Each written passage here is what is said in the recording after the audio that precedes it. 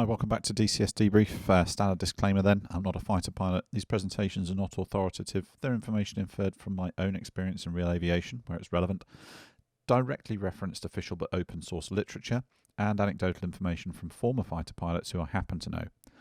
It's presented for critique and to add to the overall body of information on the topic of air combat in simulation games like DCS World. Like many tactics, techniques and procedures, application differs in key areas between the game and real life, and as such these presentations are only relevant to the game. I hope you enjoy it. So this video is going to cover attack window entry.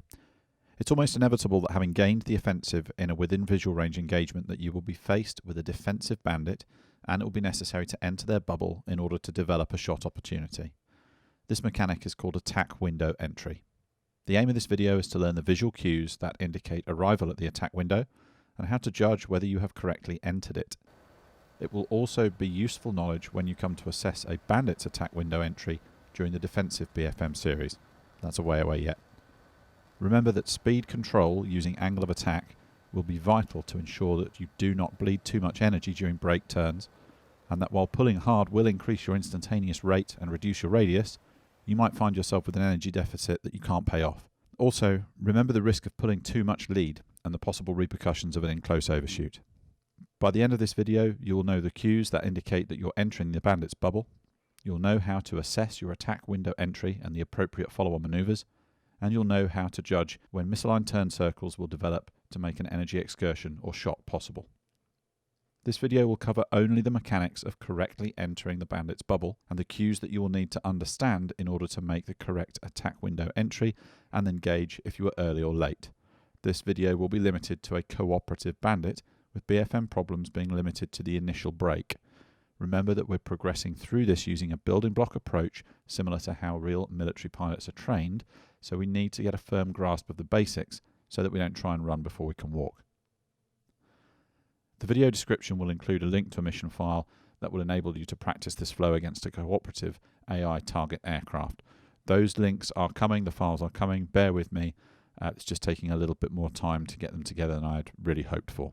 The attack window was discussed briefly in the fundamentals video, and it's the point in space and time where an offensive break turn will result in the best possible entry into the bandit's bubble. A correctly flown attack window entry will result in the fighter arriving inside the bandit's control zone with range, angles and closure under control. It may still result in a slight flight path overshoot, but ideally this will be inside the control zone, so will deny a reversal opportunity.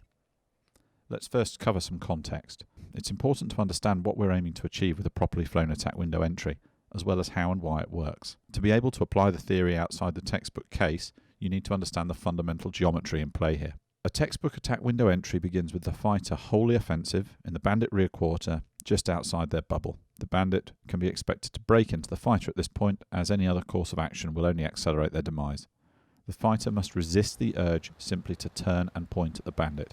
Such a huge amount of lead will collapse range rapidly, while closure and aspect balloon, resulting in a neutralization of the fighter's position. Avoiding this situation is the essence of a correct attack window entry. The position that the bandit began their break is referred to as the point of departure.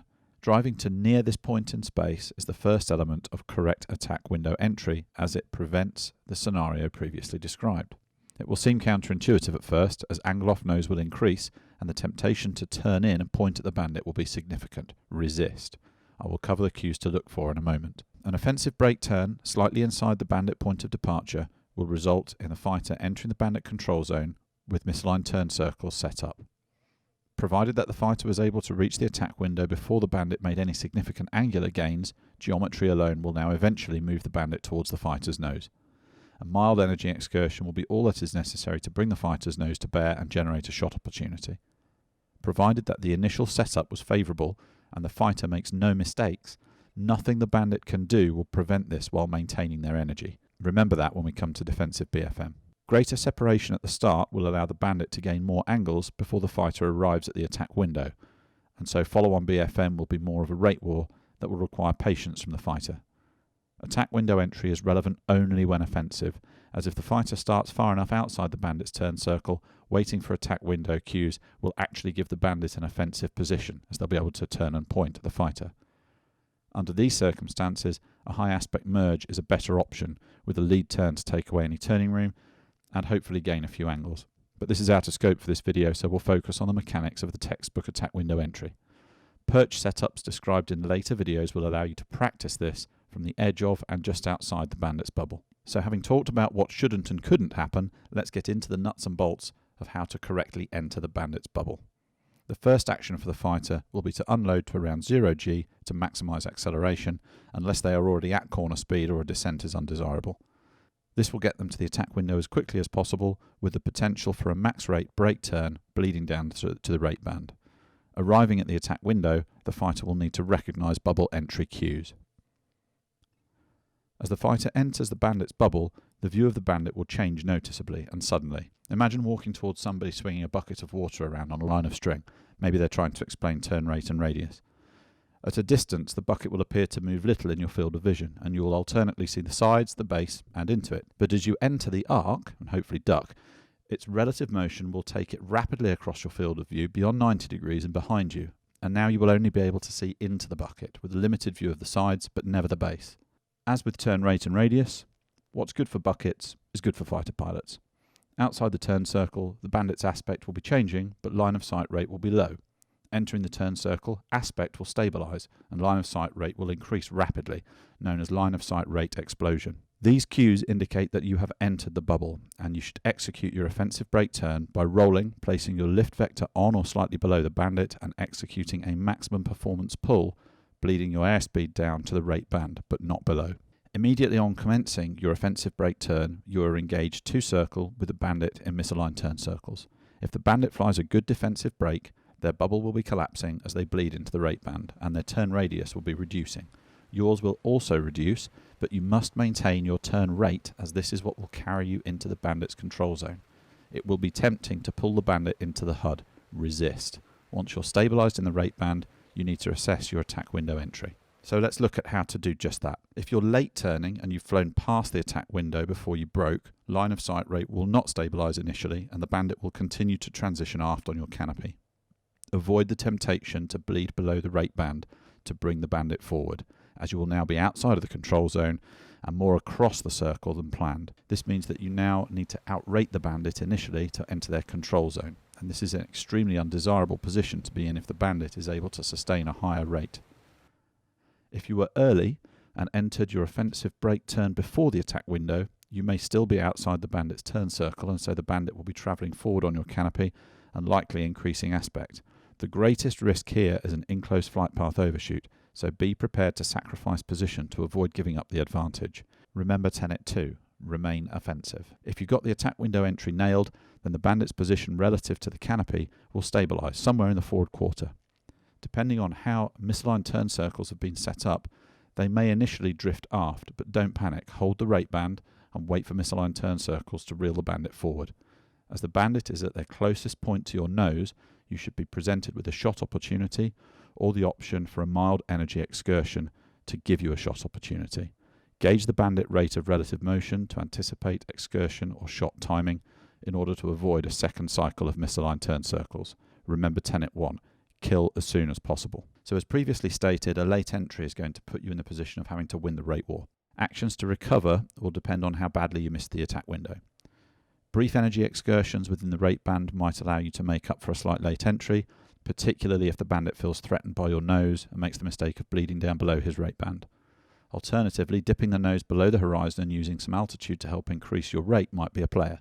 In either case, it will pay you not to be too greedy and try to take too big a bite. If you're grossly disadvantaged, or if the bandit effectively counters you and you end up rating to the deck, it might be a time to apply tenet 3. Plan ahead and aim to redefine to high aspect BFM and start over before you lose the upper hand. An early entry seems like less of an issue, but the birds of a grossly early entry will come home to roost much quicker than if you're late. A slight flight path overshoot is acceptable, but if you're going to overshoot, ensure it is through the control zone. Identify this early and move to lag as soon as you recognise the issue. If it's a big error, an out-of-plane manoeuvre, preferably nose up, might be necessary, but be prepared for the bandit to counter, and if you've not anticipated enough, there's a chance that you'll end up in a scissor of some kind. Alternatively, if an aggressive lag manoeuvre is required, you might find yourself kicked back outside the control zone and in a similar position as if you had been late to the attack window. Do anything you need to avoid an in-close overshoot. Anticipation and early rectification are the key to this. If you have an in-close flight path overshoot, there is a real danger you will violate all 3 tenets and end up flying out in front of the bandit. This is really bad news because we haven't yet covered defensive BFM. Assuming you nailed the attack window entry, you'll end up in the bandit's control zone. You're now in command of the fight and they are reactive. Wait for misaligned turn circles and use conservative energy excursions to bring the bandit into a weapon solution. It's likely that they will redefine nose low and ditch by rolling and using the vertical to increase their rate. If this is the case, it's not really any different to another attack window entry, just out of plane. Use the same technique, get to their departure point and enter the attack window using the same cues. Practice first entering the turn circle. Use the rectifications if you miss it. Terminate once you're in the control zone or if you're out of ideas. Debrief it, decide what to do differently, rinse, repeat. For the next bit you're going to need a friend, which is one reason why it took me so long getting this video out.